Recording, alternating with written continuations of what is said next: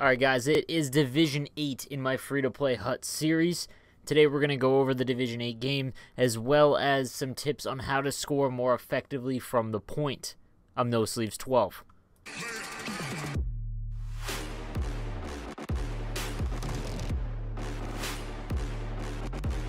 So guys, here's the team that I've managed to build by just using the coins from games that I've won throughout Division 10 and 9.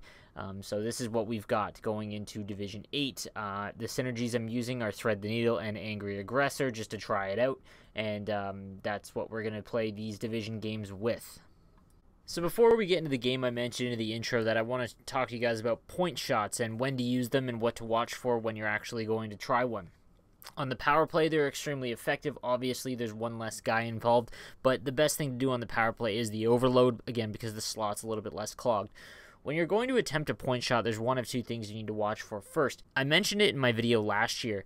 When you're taking a point shot, you don't want to be watching the goalie at all. What you want to be watching for is the lane in front. Can you even get the shot through? Because a blocked shot at the blue line will end up on a breakaway sometimes if you're firing it into some dude's shin pads. So what you want to do when taking a point shot, whether it be just a normal slapper or a one-timer, is watch the lane in front. Don't even pay attention to the goaltender. Now that being said, when you're about to try a one-timer from the point, what you want to do is make sure you aim across the body, across the way that you're shooting. So in this example here, I'm getting the pass from left to right, but I shoot to the left because goalies will overcompensate in NHL 18, and it's very rare unless you have like a 99 shot or a very high shot power and accuracy that you can clip it top right or top left depending on the way you're firing it from. So again, guys, make sure you watch for the lane that you're shooting, as well as make sure you aim the opposite way that the pass is coming from on a one-timer. Alright, let's get into the Division 8 game. Today I'm taking on Pure Dust. Sick name. So let's pick it up midway through the first, and here we have me stepping up and missing, but knowing I still have a guy back, I'm pretty confident that I can stop what he's going to try and do. And I know he's coming in for that short side wrister. I position my guy thinking that I have it blocked like I always do when it comes to short side wristers. And nope, not this time. 1-0 him. So this play actually has a couple things that I want to point out that I think will help. So I lose the puck battle at the blue line, and I decide to let my AI attack him into the offensive zone. Now, most cases, if it's just your AI and the opposing player, it will result in you taking a penalty. But up against the boards, the AI is really effective. So I let him pressure him up against the boards. Now I take the guy that I am controlling, and I put him in a spot where only I can get it. I get the puck down low, and it's all about watching the middle. This entire time I'm behind the net, I'm watching the slot very, very carefully. I'm just glancing at my own guy with the puck. A lot of players will get tunnel vision and just stare at the guy that has the puck, but that's really not going to set anything up.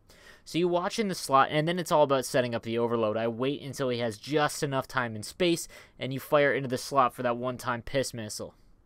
So a few minutes later, I lose the draw in the defensive zone, and he wins it back. My AI pressures him immediately. Now, off the draw from the point, if he doesn't fire it for a one-timer, there's really not much he can do. So I control my player, and I just have him hang out in between the two defensemen, and that's all she wrote.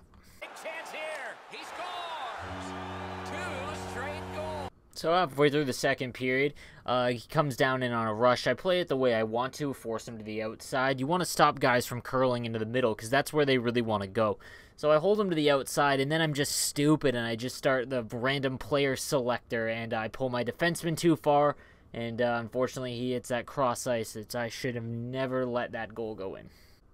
Here's me getting pissed off that I can't score and playing like every single other person who isn't very good at this game. I bite, I don't play the one-timer, and I'm lost all hope. Well, boys, these losses happen. There's going to be games where you outplay your opponent, and unfortunately, you won't get the W. This case, I felt like I was going to win this entire time, and I just got too needy with the puck and force it on that last goal. And unfortunately, I had to take the L in Division 8 against this guy. So good news is that was the only loss I took in Division 8. A lot of these other games didn't really make it out of the first period, unfortunately, so at least that one loss was a good game. But I did win the division title, and now it's time to see what I was able to do with those coins. So if you were on Twitter or anything like that during the last few days, you know that one night on NHL, Hut seemed to break, and there was this bronze packopolis where every single bronze pack was juiced with those International Player of the Game cards. So I had about 2,500 coins. I was like, I'll buy one pack, and I ended up landing 2 really good players, at least for my team. But when I did that, I had a bunch of other bronze players. So what I want to mention is, if you go to the upgrade sets, make sure you take a look and see if any of the stuff you're not going to use, especially when you're making a free team, stuff that you're not going to use, and see if you can cash it in for something. So I did, and yeah, it turned out pretty good. So can't forget to take a peek at my Division 8 title pack, and it was pretty trash, not gonna lie. So my next thing is I needed to replace some of the guys that had Angry Aggressor on my team because I wanted to keep that team synergy. So I had about 5,700 coins left after that bronze pack I bought to replace some of the players on my team. I ended up with an Ice Rickard Rakell, which isn't bad, and then I also had to change some other players around as well to make sure that I kept both synergies. So guys, here is the team I'm going to play Division 7 with. Like I said, I had that Taylor Hall as well as those 2 International Player of the Game Junior cards who ended up being pretty good.